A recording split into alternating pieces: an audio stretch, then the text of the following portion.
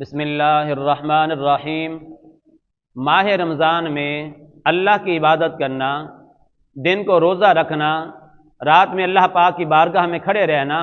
نماز کی صورت میں، نوافل کی صورت میں اللہ کتنا راضی ہوتا ہے، اس حوالے سے ایک حدیث پاک کو بیان کرنا چاہوں گا۔ متفق علیہ حدیث ہے۔ اللہ کے پیارے نبی احمد مجتبیٰ محمد مصطفیٰ صلی اللہ تعالی علیہ وآلہ وسلم نے ارشاد فرمایا: من صام رمضان ایمانا و احتسابا غفر له ما تقدم من ذنبه، کہ جس نے ماہ رمضان میں حالت ایمان میں اللہ کو راضی کرنے کے لیے روزے رکھے، یہ روزے رکھنا اللہ کو اتنا پسند آتا ہے، اس کے گزشتہ گناہوں کو معاف فرما دیتا ہے۔ اس حدیث پاک میں آگے ہے: ومن قام رمضان ایمانا و احتسابا غفر له ما تقدم من ذنبه، کہ جو انسان ماہ رمضان میں قیام کرتا ہے، اللہ پاک کی عبادت کرتا ہے، راتوں کو تراویح کی صورت میں، تہجد کی صورت میں اللہ کو یہ عبادت کرنا، یہ قیام کرنا اتنا پسند آتا ہے، اس عمل کی وجہ سے بھی انسان کے گزشتہ گناہوں کو معاف فرما دیتا ہے۔ اسی حدیث پاک میں آگے ہے: ومن قام لیلۃ القدر ایمانا و احتسابا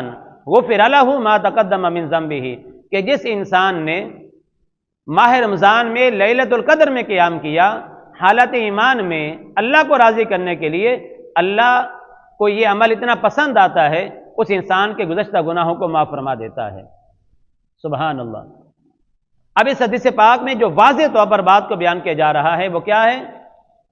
کہ روزے رکھنا، راتوں کو قیام کرنا، یہ اللہ پاک کی بارگاہ میں بڑا ایسا عمل ہے جو بڑا ہی پسند کیا جاتا ہے، اور جو انسان یہ عمل کرتا ہے اللہ اس کے گناہوں کو معاف فرما دیتا ہے۔ لیکن ایک اور حدیث پاک میں ہے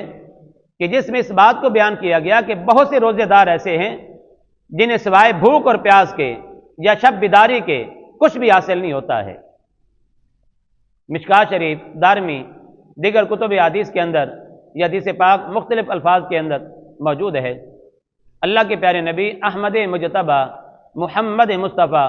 صلی اللہ تعالی علیہ وآلہ وسلم نے ارشاد فرمایا: کم من صائم لیس له من صیامہ الا الظم وکم من قائم لیس له من قیامہ الا السحر وفی روایت رب صائم لیس له من صیامہ الا الجوع والعطش وکم من قائم لیس له من قیامہ الا السحر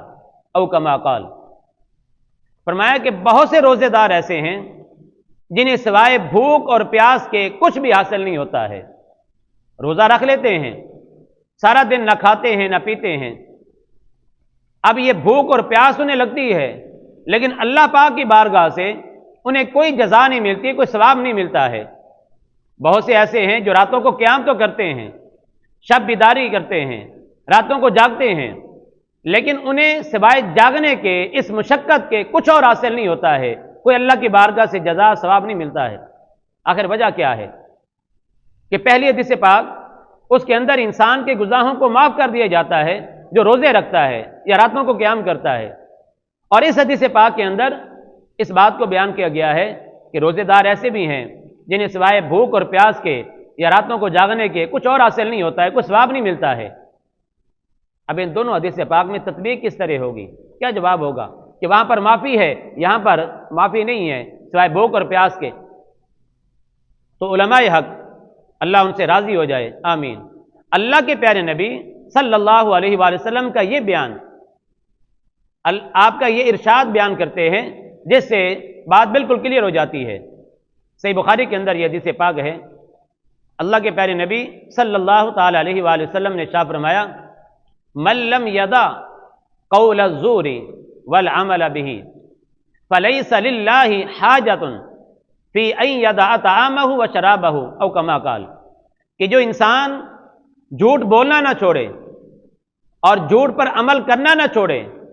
فلیس للہ حاجۃ، اللہ کو اس انسان کے روزے کی کوئی حاجت نہیں ہے۔ انسان جو بھی عمل کرتا ہے اللہ کو کوئی ضرورت نہیں ہے، ہاں انسان جو عمل کرتا ہے اس کا فائدہ انسان کو خود ملتا ہے، لیکن جو انسان روزہ تو رکھے لیکن اللہ پاک نے جن سے منع کیا ہے کاموں سے،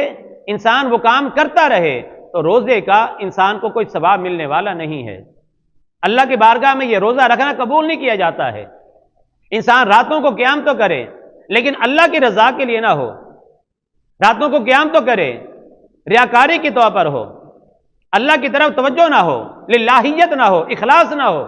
تو پھر انسان کا یہ راتوں کا قیام کرنا بھی بیکار جائے گا۔ رب کائنات کی بارگاہ سے انسان کو کوئی ثواب ملنے والا نہیں ہے۔ تو کیا فرمایا اللہ کے نبی علیہ الصلوۃ والسلام نے؟ من لم یدع قول الزور والعمل به فلیس للہ حاجۃ فی ان یدع طعامہ وشرابہ او کما قال۔ لہذا ہم چاہتے ہیں کہ رب کائنات کی ذات ہم سے راضی بھی ہو جائے، ہمارے روزے بھی اپنی بارگاہ میں قبول فرمائے، ہمارے گزشتہ گناہوں کو بھی معاف فرما دے، تو ہمیں چاہیے کہ روزے رکھیں، روزے رکھ کر روزوں کا حق بھی ادا کریں، راتوں کو قیام کریں تو قیام کر کے قیام کے حوالے سے محض اللہ کی رضا کے لیے کام ہو، روزے بھی اللہ کی رضا کے لیے، قیام بھی اللہ کی رضا کے لیے، تو پھر یہ روزے، یہ قیام اللیل کرنا، یہ انسان کے گزشتہ گناہوں کا یقینی طور پر یہ عمل ہوگا کہ اللہ تبارک و تعالی انسان کے گزشتہ گناہوں کو معاف فرما دے گا۔ اللہ کی بارگاہ میں دعا ہے کہ اللہ تبارک و تعالی میں روزے رکھ کر روزوں کا حق بھی ادا کرنے کی توفیق عطا فرمائے۔ زبان سے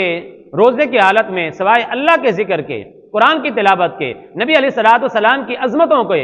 اور آپ کی شان کے حوالے سے باتیں ہوں، آپ کی بارگاہ میں درود و سلام کے تحفے ہوں، یہ اچھے کام، یہ اچھے کلمات انسان زبان سے ادا کرے۔ آنکھوں کو انسان بد نظری سے بچائے، کانوں کو انسان برا سننے سے بچائے، قلب و ذہن کو انسان برے خیالات سے بچائے۔